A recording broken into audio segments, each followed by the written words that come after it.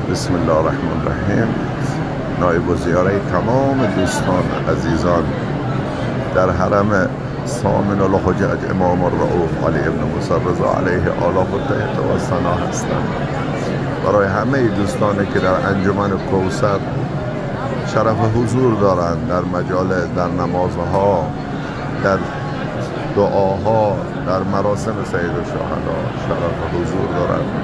خداوند عالم انشالله هر کدامتون تک تکتون حاجت دارن، خدا انشالله حوائج همتون برآورده به خیر بفرماید. کسالت روحی جسمی دارن به حق علی ابن موسی رضا انشالله تعالی که همتون را شفای عاجل عطا بفرماید. گرفتارن به حق حضرت رضا گرفتاریاتون را انشالله سهل و آسان و برطرف کند انشالله.